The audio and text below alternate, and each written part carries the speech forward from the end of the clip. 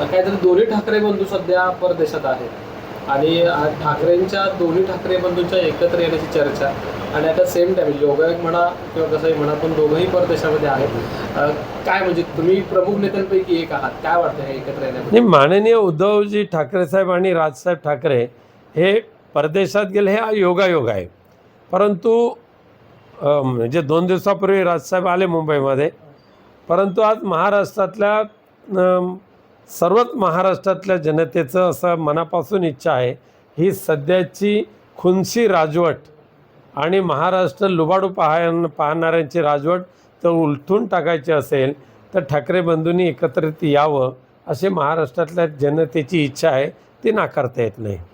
कालच्या कार्यक्रमात देवेंद्र फडणवीस असे म्हणत होते की सर्वात कमी वेळ मुख्यमंत्री असल्याचा रेकॉर्ड माझ्या नावावर आहे. काय हे खरं आहे, ते नशीब देवेंद्र फडणवीस साहेबांनी ते मान्य केलेलं आहे आणि त्यामुळे त्यांच्या या स्पष्ट स्वभावाबद्दल त्यांचं अभिनंदन.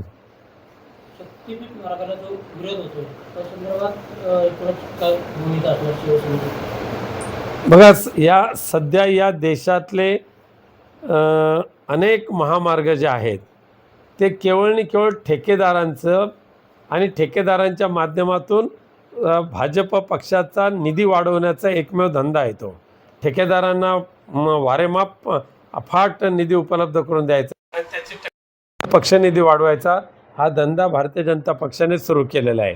आता शक्तीपीठ महामार्ग ज्या मार्गाने जाणार आहे तो संपूर्ण महामार्ग सुपीक शेतकऱ्यांचा आहे आणि त्यामुळे त्या प्रत्येक जिल्ह्यातील शेतकऱ्यांनी त्याला कडाडून विरोध केलेला आहे.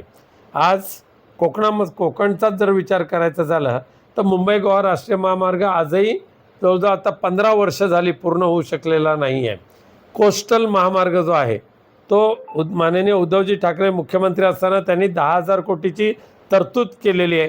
तो रस्तासुद्धा अजून सुरू झालेला नाही. आता रत्नागिरी ते नागपूर हा रस्ता हा सुद्धा अद्यापही अपूर्ण अवस्थेत आहे. केवळ आणि केवळ रस्त्याच्या नावावर सुपीक जमीन हडप करायची आणि शेतकऱ्यांना उद्ध्वस्त करायचं आणि कंत्राटदारांना मात्र गलेलट्ट करायचं हा जो धंदा आहे त्याला विरोध आता संपूर्ण शेतकरी आणि बागायतदार यांच्या माध्यमातून होऊ लागलेला आहे. 17 मेला संजय राऊत पुस्तक प्रकाशन झालं नारकातला त्याच्यामध्ये सरकारवर टीका केली तर काय करणार? संजय राऊत साहेबांचं पुस्तक आहे ते, त्यामुळे त्यांचे चौफेर षटकार म्हणजे चाबूक हा अनेकांवर ओसरला उगावला जाईल असे मला माहिती आहे. भाई नारायण राणे यांनी जो शक्तीपीठ महामार्ग होता त्याला सावध भूमिका घेतली. शेतकऱ्यांचं संसार उद्ध्वस्त करून महामार्ग नको असं म्हणाले. एक प्रकारे खरंच बोललेले आहेत ते.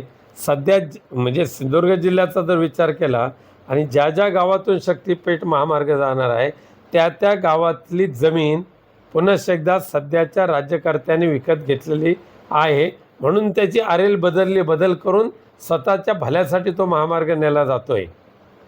आणि म्हणून नारायण राणे यांनी जे विचार व्यक्त केलेले आहेत त्यांनी कडाडून विरोध करावा या महामार्गासाठी. असा आडमार्गाने बोलणं हे योग्य होणार नाही. काही दिवसापूर्वी चुन के मारेंगे असं वक्तव्य पंतप्रधानांनी केलं होतं. त्यावर आता संजय राऊत असं म्हणतात की हे भाजपी विरोधकांना चुन मारणार पण त्यांना ते शक्य नाही.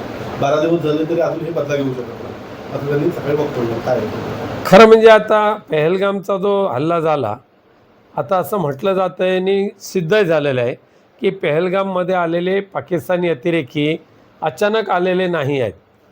तर ज्या पद्धतीने मीडियाने त्यांची मुलाखत घेतलेली आहे पर्यटकांची, तर काही पर्यटकांनी 8 ते 10 दिवसापूर्वी ते अतिरेकी आम्ही त्या भागामध्ये पाहिले असं सुद्धा सांगितलेलं आहे. त्यामुळे 8 ते 10 दिवसापूर्वी जे अतिरेकी ज्या भागामध्ये आले त्यांची दखल गुप्तचर यंत्रणेला लागली की ना लागली हा सुद्धा प्रश्न आहे. पहलगामसारख्या एका दुर्गम त्या म्हणजे टुरिस्ट पॉईंटवर जाताना अनेक अडथळे आहेत आणि चेकपोस्टसुद्धा तिथे 2-2 चेकपोस्ट आहेत. मग तो भाग ज्याला मिनी स्वित्झर्लंड म्हटलं जातं असा भाग सुरू होऊन 4 दिवस झाले तरीसुद्धा गुप्तचर यंत्रणा सुरक्षा यंत्रणा यांना त्याची जाण झाली की नाही झाली हा सुद्धा तेवढाच प्रश्न आहे. आणि मग संरक्षण खाते असेल, गृह खाते असेल, यांनी त्याची जबाबदारी स्वीकारली पाहिजे. त्यामुळे पहलगामचा जो झालेला हल्ला हे सध्याच्या मोदी सरकारचं अपयश आहे. भाई काय वाटतंय, भारत पाकिस्तान युद्ध होण्याची दाट शक्यता वाटते आपल्याला? सध्या फक्त युद्धसदृश स्थिती निर्माण करायची आणि आम्ही खूप काय करायला जाणार आहोत, खूप मोठं काय होणार आहे, खूप मोठं काय होणार आहे, अशी वातावरण निर्मिती करून मोदी साहेबांचे फोटो सातत्याने मीडियावर आणायचे. हा एक प्रकारे पक्षाची प्रसिद्धी चालली का, ठरवून केली जाते का, हा प्रश्न सर्वसामान्य लोकांच्या मनात येतो आहे. सामाजिक न्याय विभागाचा निधी जो वळवण्यात आला त्यामुळे मंत्री संजय शिरसाट यांनी नाराजी व्यक्त केली आणि थेट त्यांनी अप्रत्यक्षरित्या टीका देखील केली आहे अर्थ खात्यावर. ऐकलं आहे ते मी. लाडक्या बहिणींना 1,500 रुपये देण्याचं जी योजना निवडणुकीच्या तोंडावर राखून निवडणूक जिंकण्याचा एक जो त्यांचा मानस होता, त्यांच्याच नशिबाने ते त्याच्यामध्ये यशस्वी झाले. पण आर्थिक तिजोरीचा जो खडखडाट निर्माण झालेला आहे, त्यातूनच आता अनेक लोकोपयोगी योजना जवळजवळ बंद झालेल्या आहेत. ज्येष्ठ नागरिकांच्या योजना बंद झालेल्या आहेत. स्तनदा मातांना पुरेसा सकस आहार दिला जात नाही. मागासवर्गीय निधीला काटछाट लावला गेलेला आहे. त्यामुळे सगळ्या योजना बंद करून लाडकी बहीण योजना राबवणं हे आतासुद्धा सरकारला कठीण जात असल्यामुळे 2,100 रुपये तर सोडाच, 1,500 रुपयेसुद्धा आता दरमहा देणं शक्य होणार नाही आहे. आणि त्यामुळे आता अशा अनेक मंत्र्यांची बोंबाबोंब चालू होणार आहे.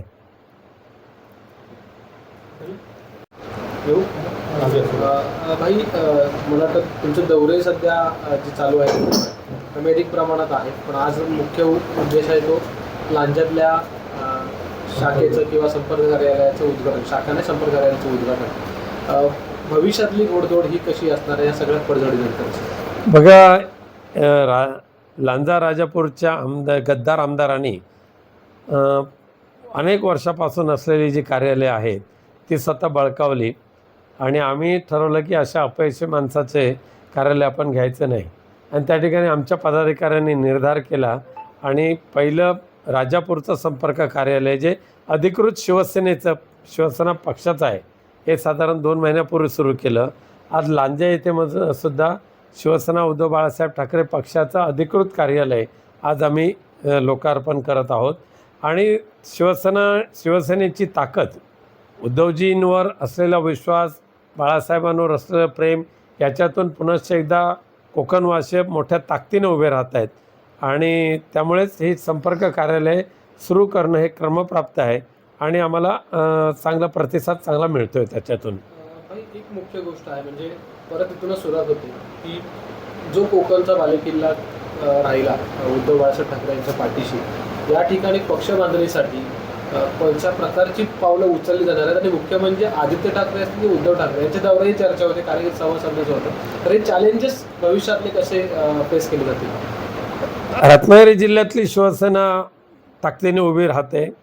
आमचे संपर्कप्रमुख आहेत बेटकर साहेब, आमचे जिल्हा संघटक आहेत संतोष थेराडे, जिल्हा प्रमुख आहेत दत्ता कदम, जिल्हा समन्वयक आहेत रवी डोळस, यांच्या मार्गदर्शनाखाली रत्नागिरी जिल्ह्यातली शिवसेना खूप ताकदीने आणि झपाट्याने उभी राहते. सिंधुदुर्गामध्ये सुद्धा थोडी मेहनत करायला अजून खूप करावे लागेल, थोडा वेळ लागेल, पण मेहनत करून पुनश्च एकदा कोकण हा शिवसेना उद्धव बाळासाहेब ठाकरे पक्षाचाच आहे हे सिद्ध करून आम्ही दाखवू. हा निर्धार अशा आजच्या दिवशी करणार आहोत. एक मुख्य मुद्दा राहतो म्हणजे पहलगाम जो हल्ला झाला त्याच्यावरून एक टीका होते उद्धव ठाकरेंवरती. उद्धव ठाकरे परदेशात जाऊन बसलेले आहेत, अजूनही त्यांच्याकडून कुठेही याबद्दलची ब्र देखील काढलं जात नाही, त्यांच्याकडून काही बोललं जात नाही. म्हणजे विरोधकांनी टीका केली, तर कोणाचं नाव घेण्यापेक्षा पण ही टीका तुम्हालाही माहिती असेल कशा पद्धतीने होते, ह्याला उत्तर काय असणार? नाही, विरोधक म्हणजे भारतीय जनता पक्ष आणि ह्या मिंदे सरकारचे चमचेगिरी करणारे काही जण ते बोलतात. पण माझा या देशाच्या पंतप्रधानांना प्रश्न आहे की तुम्ही स्वतः पहलगाममध्ये जाऊन, काश्मीरमध्ये जाऊन, जम्मूमध्ये जाऊन स्वतः बसून तिथल्या संरक्षण व्यवस्थेचा आढावा का घेतला नाही? तिथे जे बळी पडलेले आहेत त्या बळी पडलेल्यांच्या नातेवाईकांची तुम्ही स्वतः भेट का नाही घेतलेली आहे?